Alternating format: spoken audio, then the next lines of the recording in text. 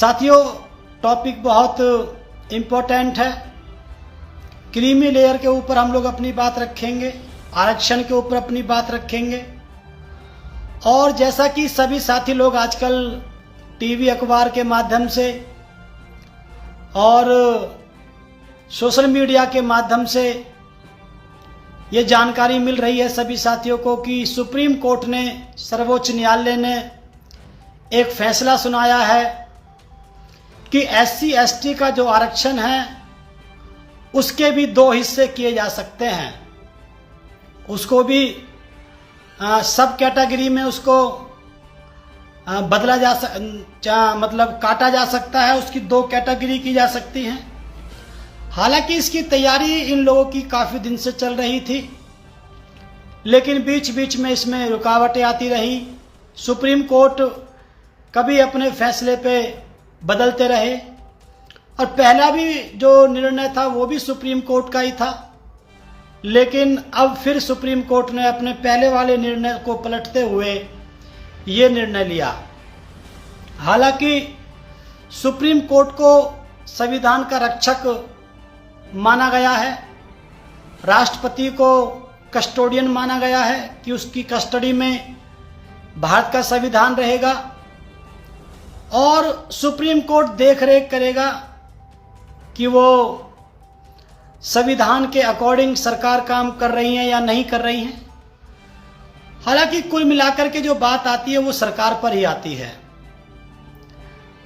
अब ये निर्णय सुप्रीम कोर्ट का सही है या गलत है, इसके लिए हमें संविधान के कुछ आर्टिकल्स की जो है हमको यहाँ पर उन पर अध्ययन करना पड़ेगा। और अध्ययन करने के साथ साथ जो इंटरप्रिटेशन है, जो व्याख्या है, जिससे हमें इंटेंशन की पता चलती है कि जब संविधान बनाया जा रहा था तो संविधान बनाने वाले लोगों के अंदर इन आर्टिकल्स को लिखने की क्या इंटेंशन थी, उनकी क्या सोच थी, वो क्यों इन आर्टिकल्स को लिख रहे थे।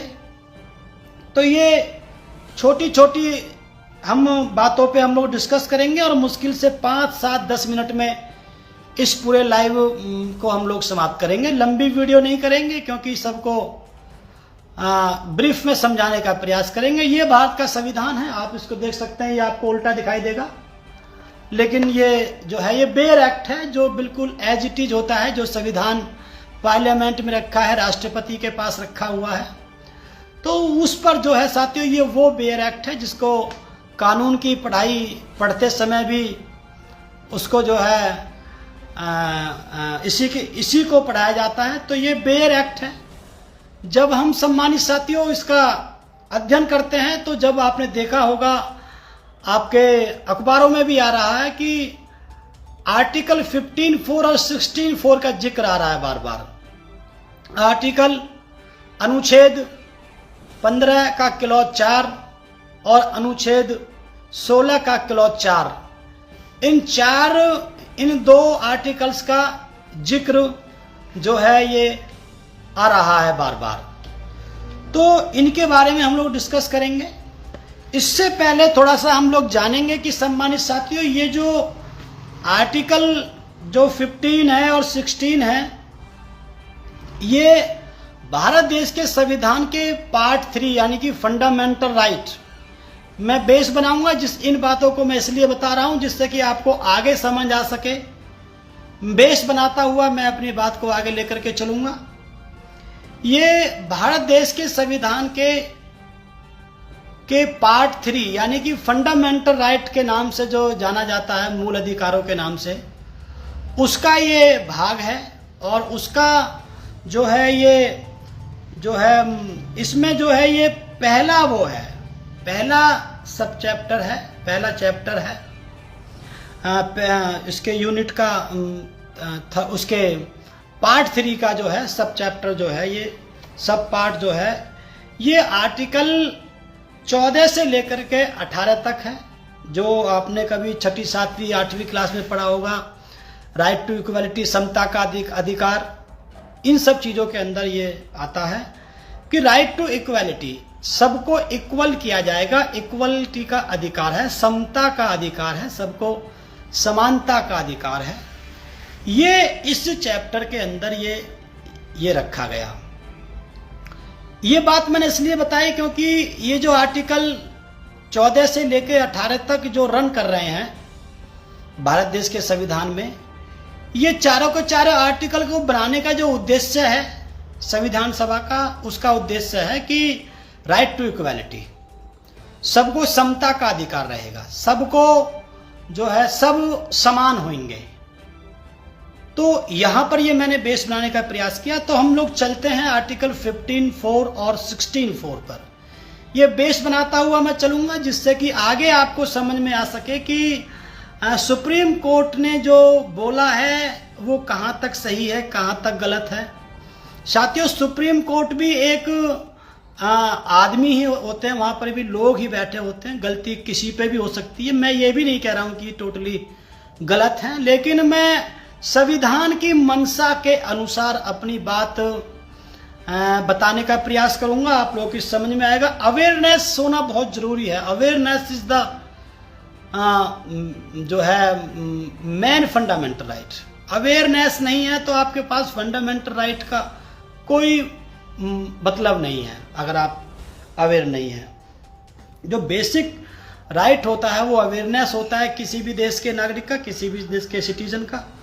तो 15(4) में क्या कहा गया है, 16(4) में क्या कहा गया है, और ये कैसे उचित होता है, कैसे अनुचित होता है, ये बात साथियों आपको समझाने का मैं प्रयास करूंगा। और ये किस प्रकार से घातक साबित हो सकता है, ये निर्णय किस प्रकार से पूरे मूल को ही खत्म कर देगा, आरक्षण के पूरे मूल को ही खत्म कर देगा, कैसे कर देगा, ये बात साथियों मैं आपको आगे बताऊंगा। सिर्फ पहले आप लोग इसको समझें कि आर्टिकल 15(4) जिसके बारे में जिक्र किया गया है, उसमें जिक्र किया गया है आपके अखबारों में, तो वो क्या है, सबसे पहले इसको हम लोग समझें। आर्टिकल 15(4) में लिखा है, नथिंग इन दिस आर्टिकल और in clause 2 of article 29 shall prevent the state from making any special provision for the advancement of any socially and educationally backward classes of citizens or for the scheduled caste and the scheduled tribes। इसमें यह बात लिखी है कि संविधान allow करता है state को, संविधान सभा संविधान अलाउ करता है स्टेट को, क्या वो स्पेशल प्रोविजन बना सकता है। स्पेशल बना सकता है नहीं, स्पेशल प्रोविजन बनाए। वो उसके पास में बनाने ना बनाने का राइट, उसके पास में कोई वो नहीं है कि वो बना सकता है नहीं बना सकता, बल्कि बनाएगा।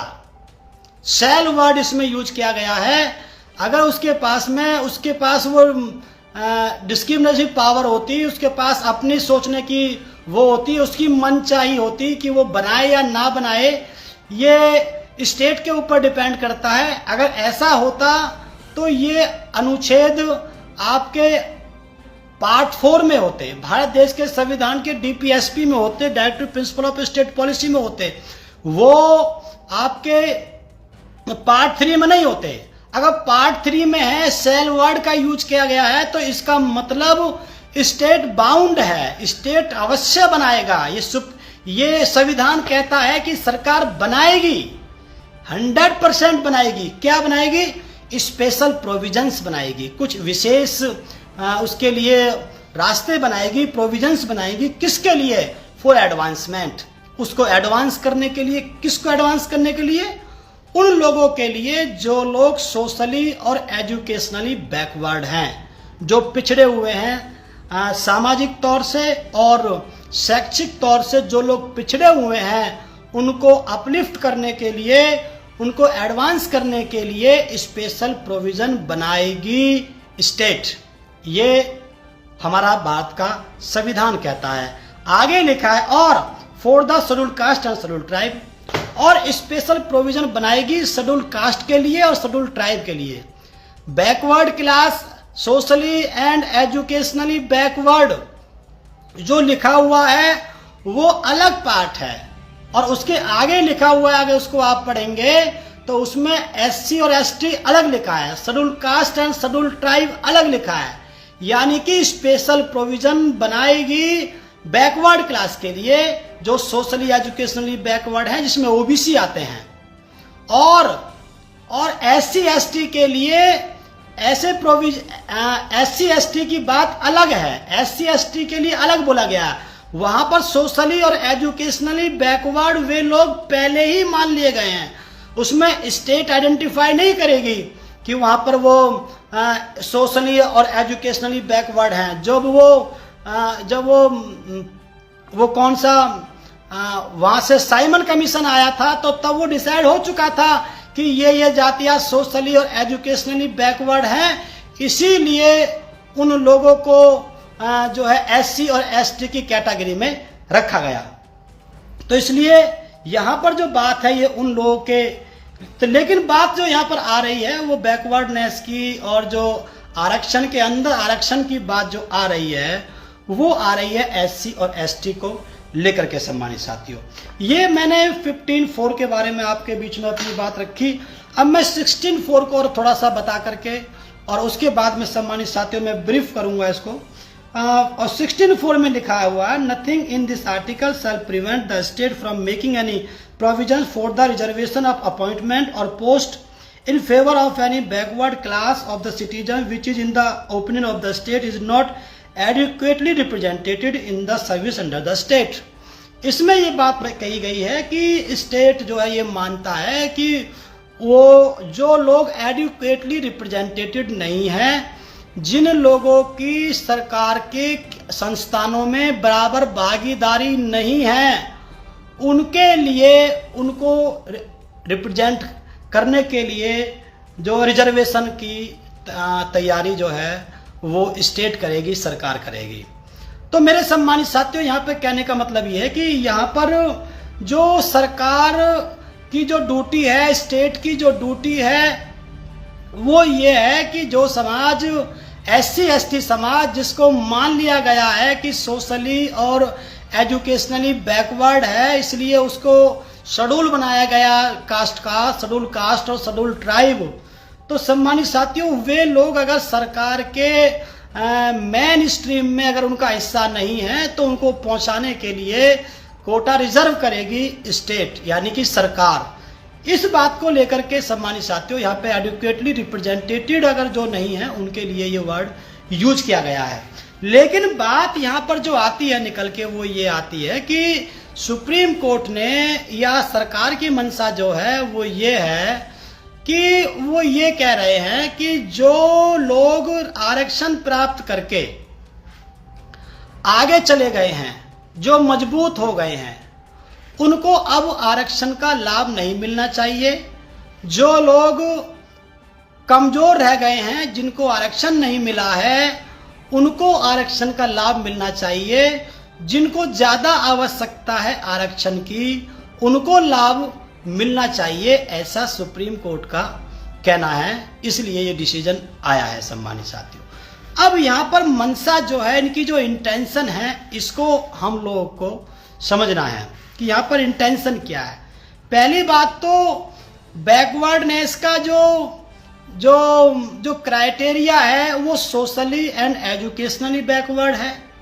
आर्थिक रूप से बैकवर्ड को भारत के संविधान में बैकवर्ड नहीं माना गया है। एक बात, चलो हम आपकी बात को मान भी लेते हैं, तो इसके पीछे चाल क्या है ये बात आप सभी साथियों को समझनी है। मैं इसमें ज्यादा लंबा चौड़ा नहीं जाऊंगा, मोटी मोटी बात जो है वो बता करके बात को समाप्त करूंगा। इन लोगों की मंशा क्या है? इन लोगों की मंशा ये है कि जो लोग आरक्षण के माध्यम से पढ़ लिख करके तैयार हो गए हैं, जो परिवार आगे बढ़ गए हैं, उनकी आर्थिक स्थिति मजबूत हो गई है, या वो आर्थिक स्थिति के साथ साथ वो अवेयर हो गए हैं और वो समाज को तैयार भी कर रहे हैं अवेयरनेस को लेके। जैसे बाबा साहब ने कहा कि भाई पढ़े लिखे लोगों की ज्यादा जिम्मेदारी बनती है, तो वहां पर इन लोगों को ये महसूस हुआ कि इस प्रकार से जो लोग आज पढ़ लिख करके अवेयर हो रहे हैं, नौकरी पेशा प्राप्त कर रहे हैं, आगे चल करके कहीं ये घातक ना हो जाएं। तो इन्होंने ये प्रोग्राम चलाया और इसमें एक फंडा ये निकल के आता है कि भाई जो वर्ग, जिस वर्ग को आरक्षण, जो कमजोर वर्ग है आर्थिक रूप से, वो सोचेगा कि हाँ ये तो सरकार की बात ठीक है, ये तो सुप्रीम कोर्ट ने ठीक कहा है, मिलना चाहिए। जिनका बाप टीचर है, जिनका बाप अधिकारी है, जिनके फादर जो है IAS IPS है, उनको क्या जरूरत है, उनको तो अच्छे स्कूलों में पढ़ते हैं, उनको तो जाकर के जनरल में फाइट करना चाहिए। ऐसे यहाँ पर जो है कैटेगरी बन जाएंगी। इसी कैटेगरी को वे लोग बनाना चाहते हैं। हालांकि हमारी मंशा ये नहीं है कि उनको अधिकार नहीं मिलना चाहिए, मिलना चाहिए, लेकिन सरकार की मंशा क्या है ये मैं साथियों यहाँ पर ब्रीफ करना चाहता हूँ। जो लोग पढ़ लिख करके आर्थिक रूप से मजबूत हो गए हैं, नौकरी प्राप्त करके मजबूत हो गए हैं, उन लोगों को क्रीमी लेयर के नाम पर वे लोग अलग कर देंगे कि आप लोगों की, आपके फादर की सालाना इनकम 8 लाख से ऊपर है, इसलिए आप क्रीमी लेयर में आते हैं और आपको आरक्षण का लाभ नहीं मिलेगा। आपको इस आधार पर, क्रीमी लेयर के आधार पर उन्होंने आरक्षण से आउट कर दिया। अब जो वर्ग क्रीमी लेयर के नीचे आता है, जो आर्थिक रूप से कमजोर है, उसका क्या होगा? जो आर्थिक रूप से कमजोर हिस्सा है वो अपने बच्चों को सरकारी स्कूलों में पढ़ाते हैं, और सरकारी स्कूलों में इन लोगों ने पहले से ही पढ़ाई को बहुत खराब कर दिया है। हालांकि जो लोग आज सरकारी नौकरियों में हैं वो अधिकांश लोग सरकारी स्कूल से पढ़ के आए हैं, लेकिन जब सरकारी स्कूल से पढ़ने के बाद जब लोग अधिकारी बनने लगे, एम्प्लॉय बनने लगे, तो इन लोगों ने बड़ी चालाकी के तहत सरकारी स्कूलों की एजुकेशन की रीढ़ की हड्डी तोड़ने का काम किया। आज वहां पर यह नियम बना दिया है कि अब कोई बच्चा पहली क्लास से लेकर 9वीं क्लास तक बच्चा कोई फेल नहीं होगा। वहां पे मिड डे मील अप्लाई कर दिया है कि हर एक बच्चे को पहली क्लास से लेकर 9वीं क्लास तक सबको भोजन मिलेगा। टीचर बच्चे की पिटाई नहीं कर सकता, बच्चा मास्टर को पीट सकता है लेकिन मास्टर बच्चे को नहीं पीट सकता। ऐसा नियम बना दिए गए हैं कि आप जो है किसी बच्चे को हाथ नहीं लगा सकते, वरना आपके खिलाफ कंप्लेंट हो जाएगी और आपकी नौकरी चली जाएगी।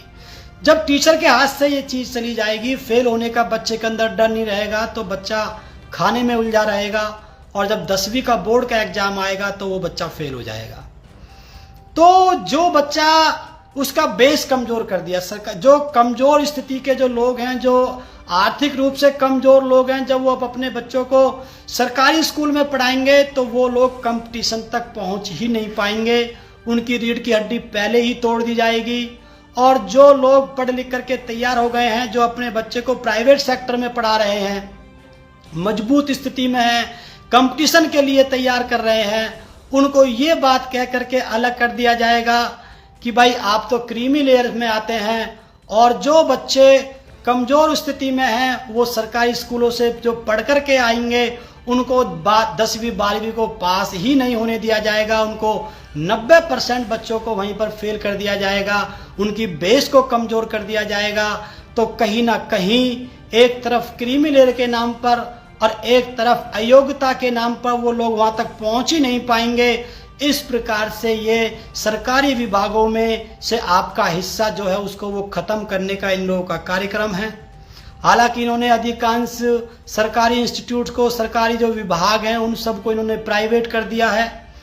तो हम लोग डिमांड कर रहे हैं कि भाई प्राइवेट सेक्टर में भी हमारी जो है आरक्षण होना चाहिए। हालांकि प्राइवेट सेक्टर में आरक्षण की मांग करने का मतलब है कि जो सरकार ने जो प्राइवेट कर दिया है सरकारी विभागों को, उसमें अपनी स्वीकृति दे देना, ये भी एक बहुत बड़ा षड्यंत्र है। इसके लिए भी हम लोगों को सोचना चाहिए। कहने का मतलब ये है कि इन लोगों का जो उद्देश्य है वो SC ST वर्ग में से जो कमजोर वर्ग है उनको अधिकार दिलाना, उनको नौकरी तक पहुंचाना, उनको सरकार की जो उसकी मुख्य धारा में, विकास में मुख्य धारा में उनको पहुंचाना, ये उन लोगों का उद्देश्य नहीं है। बल्कि उद्देश्य ये है जो मैंने आपको पहले बताया, जो वहां तक पहुंच सकते हैं पढ़ लिख करके किसी भी तरीके से, मजबूती से जो वहां तक पहुंच सकते हैं कंपटीशन तक, उनको क्रीमी लेयर के नाम पर बाहर कर दिया जाए। और जो लोग क्रीमी लेयर के नीचे आते हैं उनको कंपटीशन तक पहुंचने ही ना दिया जाए। इसीलिए आज बहन जी ने इसके लिए ट्वीट भी किया है कि कांग्रेस और बीजेपी की मंशा इसमें गलत दिखाई देती है, इसमें ये सब डिवीजन नहीं होना चाहिए। इसके लिए बहन जी ने भी ट्वीट किया है। हालांकि सरकार इसमें कहां तक इस फैसले को, हालांकि ये कोई बाउंड नहीं है, जो सुप्रीम कोर्ट का जो डिसीजन है ये कोई जरूरी नहीं है कि सरकार इसको माने। हालांकि उस सरकार की भी मंशा का भी पता चलेगा।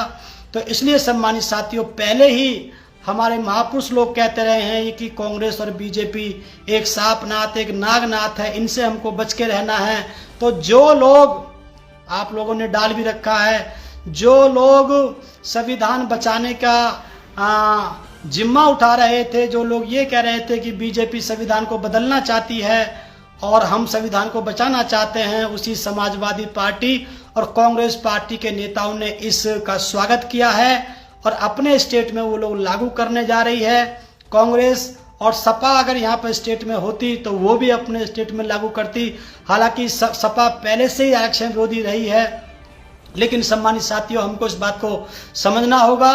हालांकि अभी भी समय है, आगे हम लोगों को अवेयर होकर के इसको अगर बचाना है, संविधान को बचाना है। मैं पहले भी कहता रहा हूं, बीजेपी को हराना संविधान को बचाना नहीं है, बहुजन समाज पार्टी को जिताना ही संविधान को बचाना है।